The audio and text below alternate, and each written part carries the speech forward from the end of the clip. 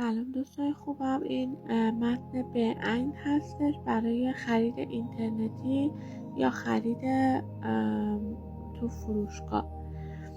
براتون میخونم. In der heutigen Zeit heutzutage ist das Einkaufen ein sehr wichtiger Teil für unserem Leben. میگه این روزها خریدن از اینترنت یک قسمت مهمی از زندگی روزمره ما هست.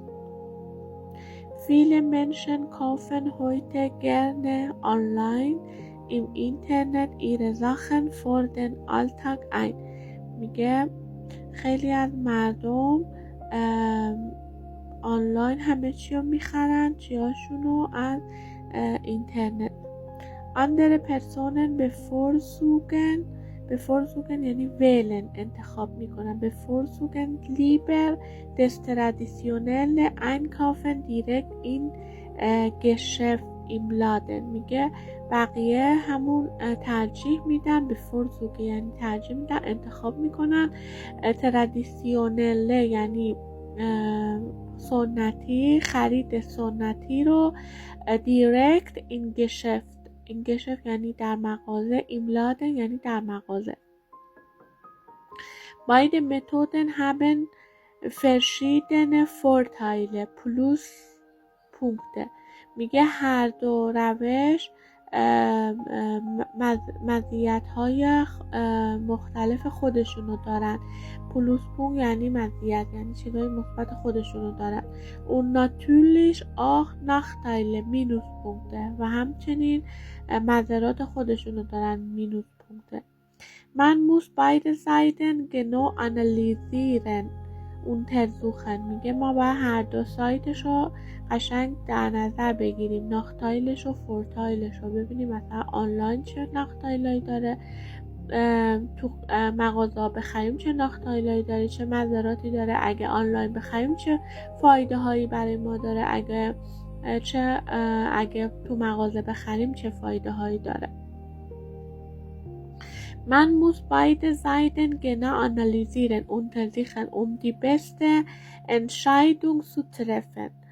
Entscheidung treffen یه فعله که با هم دیگه به کار برده میشه. میخوام بگیم Entscheidung، میخوام بگیم تصمیم میخوام بگیریم، بگیم Entscheidung treffen.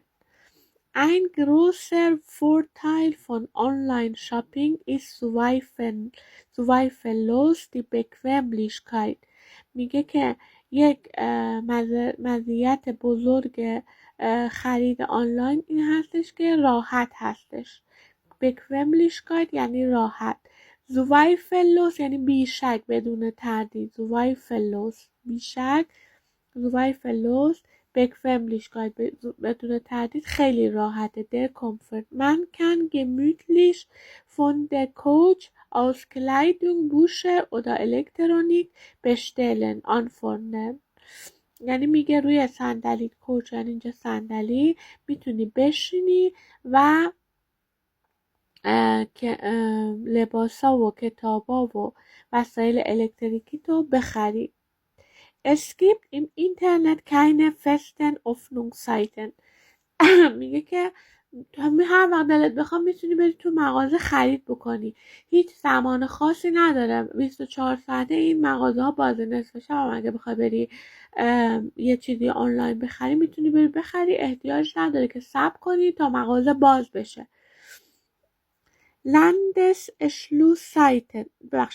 Ladenschlusszeiten für die Kunden یعنی برای مشتری ها. میگه هیچ زمان خاصی برای باز شدن مغازه برای مشتری ها وجود نداره.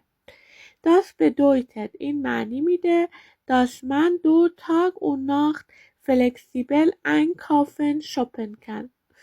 یعنی میگه اون همینطور میتونی شب روز هر وقت دلت بخواد بری einkaufen بکنی. Zudem spart man یعنی به اون spart man beim Online-Einkauf viel Zeitaufwand in Alltag. میگه که با خرید اینترنتی یک عالمه Zeitaufwand داری. Zudem spart man beim Online-Einkauf viel Zeit im Alltag. میگه که اگه مثلا تو بری خرید اینترنتی بکنی، آنلاین بخری، یه عالمه میتونی وقت برای خودت بخری، یعنی میتونی وقت تو اشپاره کنی، میتونی وقت تو صرفه جویی کنی. ساید آفن یعنی وقت گرفتن. ساید آفن من muss nicht im Stau stehen oder lange nach einem freien Parkplatz Stellplatz suchen. میگه نباید مدت طولانی توی ترافیک بمونی یا lange freien Parkplatz suchen بکنی.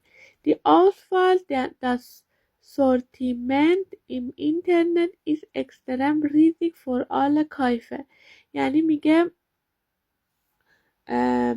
خیلی انتخابای زیادی داری. آسفال یعنی انتخاب، اکسترم یعنی خیلی بیشتر، ریزیک یعنی بزرگ، فور آل کایفه میتونی خیلی انتخابای خیلی بزرگی داری. Man kann die Preise Kosten von verschiedenen Anbietern schnell und einfach vergleichen. میگه من میتونه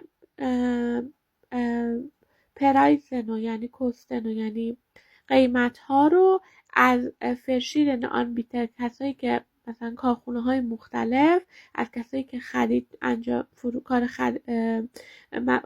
پرودوکتشون رو میفروشن، خیلی تعدادشون زیاده، میتونی همه رو قیمت ها رو ازشون بگیری، با همدیگه مقایسهشون کنی، ببینی کدوم بهتر نیست. این یکی از فورتایلای، یعنی یکی از مزیت‌های این هست که یکی از سودهای این هست که شما میتونی آنلاین رو بخری. Oft findet man online auch viel günstige Angebote Schnäppchen als im Geschäft. Schnäppchen یعنی میتونی مواد یا اون محصولات رو با قیمت خوب، günstige Angebot یعنی قیمت مناسب و خوب که اسم مترادفش میشه اشنپشن، میتونی توی گشفت بخری، بهتر از گشفت بخری. Allerdings gibt es auch negative Seiten, Schwerpunkte beim modernen Internetkauf. میگه اما ما چیزایی هم داریم که خیلی نقاط ضعفی هم داره، این بدی هایی هم داره که تو اینترنت اگه ما بخوایم یه چیزایی رو بخریم بدی هم داره. Ein großes Problem ist, dass man die Produkte, die Waren nicht anfassen kann. یکی از بزرگترین مشکلات این هستش که شما وقتی که آنلاین یه چیزی رو میخرین نمیتونین اونو با دست آنفسنش کنین، نمیتونین لمسش کنین ببینین آیا پرودوکتش خوبه، جنسش چیه، اندازش چیه، نمیتونین پروبیرنش کنین، نمیتونین تستش کنین. Man kann die Sache vor dem Kauf nicht anprobieren, testen. نمیتونی تستش کنی، نمیتونی ببینیش. Manchmal sieht die Kleidung auf den Foto ganz anderes aus als in der Realität. Wirklichkeit. میگه لباس ها مثلا تو عکساشون یه جور دیگه نشون داده میشه، اما وقتی که نزدیک تو اونو ببینی، لمسش بکنی، یه جور دیگه. پس بنابراین با اون چیزی که رئالیتت، با اون چیزی که واقعی هست فرق داره. Wenn die Größe am Ende nicht passt, muss man das Paket zurückschicken, retournieren.